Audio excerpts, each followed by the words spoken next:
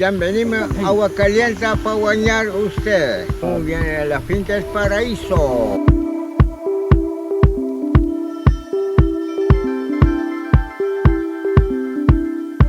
This morning we are headed to Aguas Calientes. We have not been there yet, but we're excited to go today. The purpose of going today is we are joining the children of Aguas Calientes to clean up the river. So the children who collect the most trash are going to receive school supplies. Children are not allowed into the school building unless they have school supplies with them, and these children are too poor to be able to afford that. So today we're gonna bring some school supplies to them and join them in the collection of all of the trash. Here we are packed in the van. What do they call this type of van? Colectivo. Colectivo with all of our new friends. The van stays wherever it's at until every last seat gets filled and space for chickens and goats or whatever. And so finally we fill the last seat and off we go. Got standing room only, babe. Aren't you glad we got a seat? If only there was some extra oxygen for us to breathe. I'm gonna miss this van. Oh, wow. Hola, ¿cómo estás?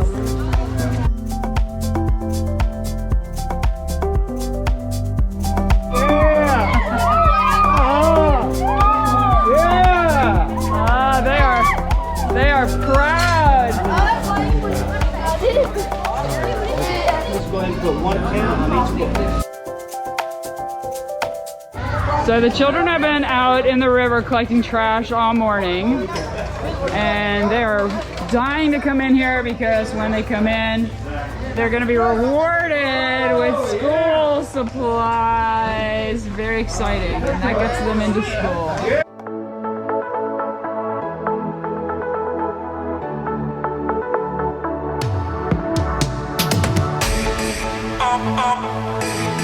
Always alone.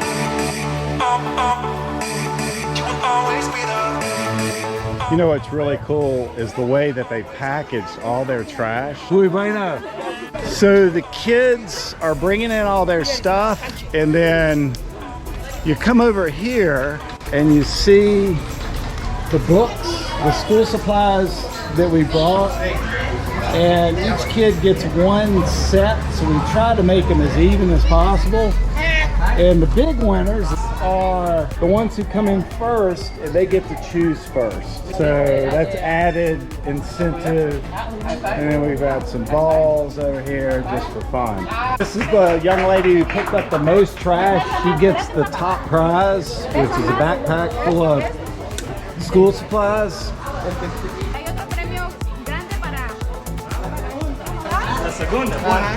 Wow, look at all that stuff. That's a lot of trash crammed in there. Look, so they've all got a bunch of trash. They get first choice. The top producers get a ball. Yeah! Woohoo! Good job. To the best of our knowledge, this is the first time this village has done this. Trying to instill in them the value of taking care of the environment here. My thought is from now on the kids are going to start stashing their trash so they'll have it readily available for the next thing, but they don't all think diabolically like me. But it's just so cool to see the turnout.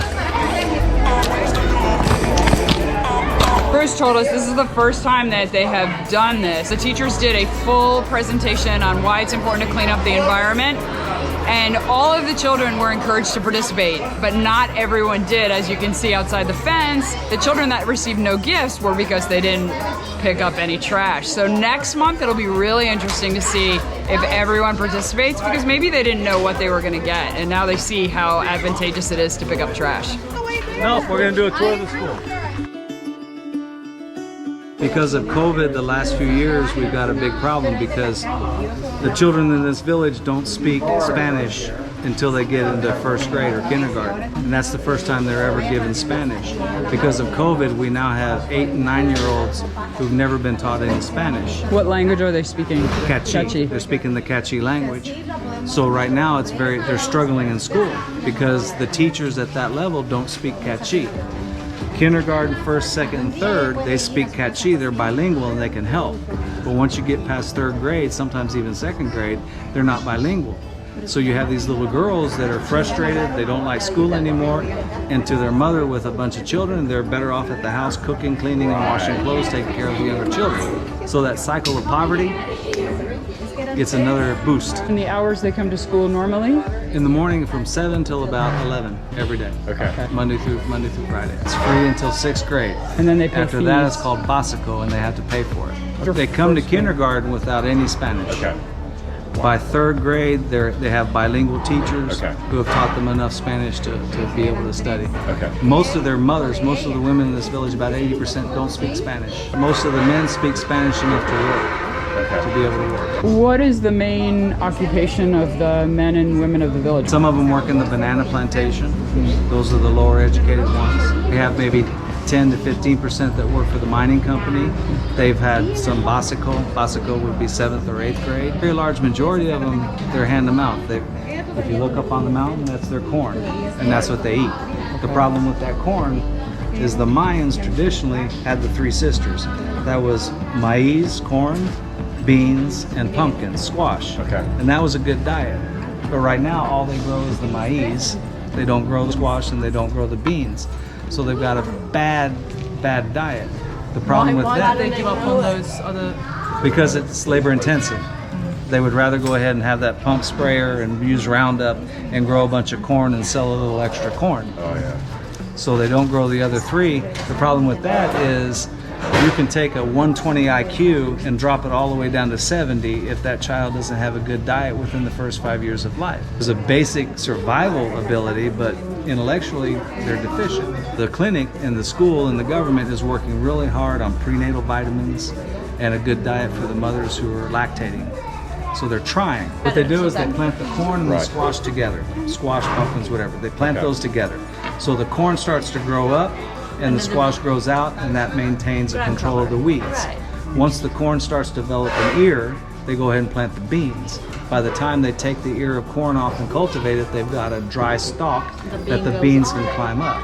But the problem with that is it requires you to go up there every day with a hoe and do some maintenance.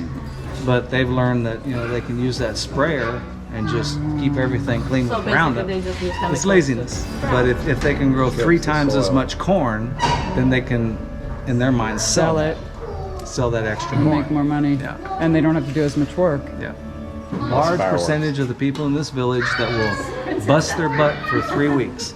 That's to bring in the new corn crop and to plant the new one. And then they lay in the hammock for 3 Where months. does that come from? They don't have a monopoly on laziness. It's in our culture too. And is it rampant through all the Catchy people, or is it It's all of Guatemala, all the indigenous. We Europeans ruined their balance of how they were farming, and then Yep. But we Europeans have Walmart, and we have money, we have food stamps, so we can go get a balanced diet. Here, if you go to any of the tiendas, you're lucky to find a few potatoes, a few Right. tomatoes, Totally. and that costs more than they can really pay for. They no eat, vegetables? literally no- eat tortillas and chilies. Now, if you look around at some of the kids, they should have jet black hair. When you see brown highlights, we call it highlights, that's a protein deficiency. I mean they don't eat chickens. They have chickens. The problem with the chickens is they don't manage them well. They have really lousy breeds of chickens that only put about 80 eggs a year. And then they let the chickens go ahead and raise their own babies, which means out of 10 of them, 3 or 4 may survive. It's not productive. Now, if you look at through the village, some of them are raising the broiler chickens, the big fat chickens that we have from the United States. Some of them are raising them up off the ground.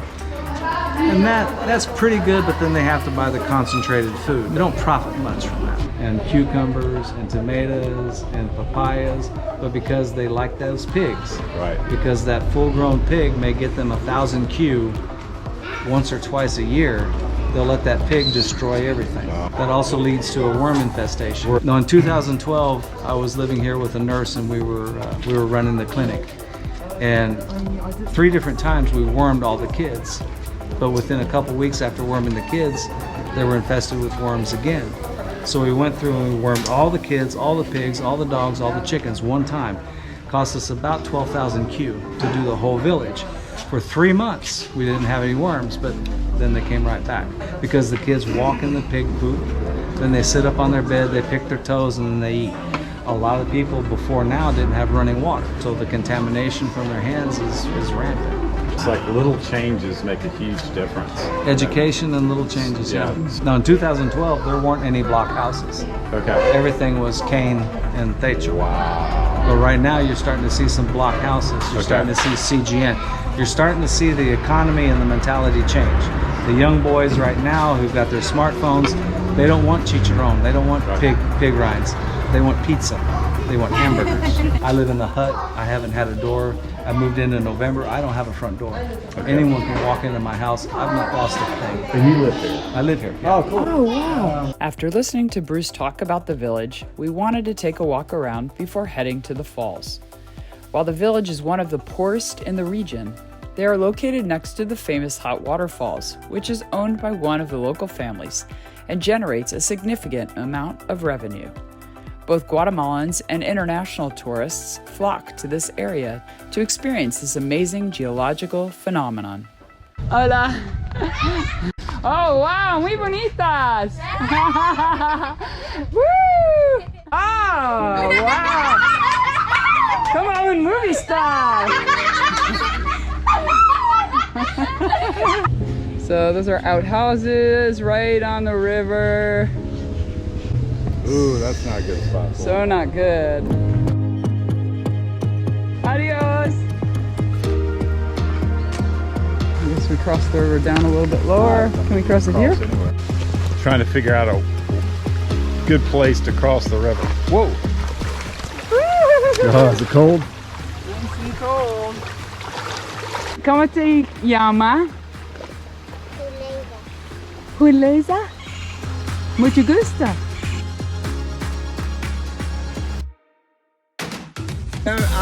Ya venimos agua caliente para bañar usted. Gracias a Dios, así está bien. Muy bien, la finca es paraíso. Agua is water and calientes is hot, and it's hot water. It's the famous place where I think the pool is cold, the waterfall Like is geothermal. hot. Yes, Oh, that's exactly. so cool. From the this volcanoes. is yes. So this is where everyone comes.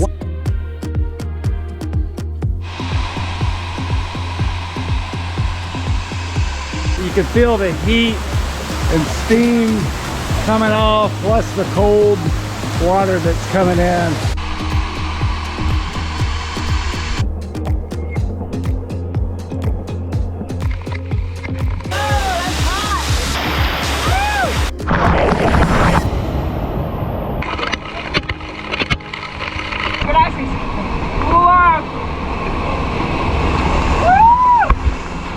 Oh my gosh, this is so cool!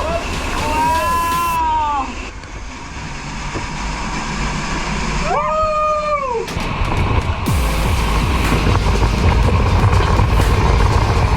This is the top of the falls, or a top. And this is where the cold water is, but Eileen's walking up to where the really hot geothermal waters are. We're gonna see how long we can take it.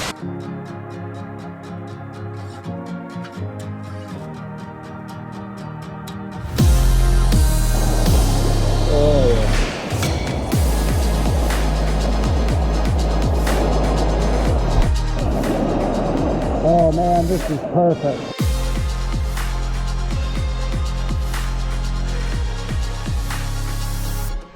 This is the source of this hot water. This is the clay that you can put all over your skin, which is great for your skin. And it's hard to believe, but this is hot, hot, scalding water. Like it just burned my toes walking through it. It's insane.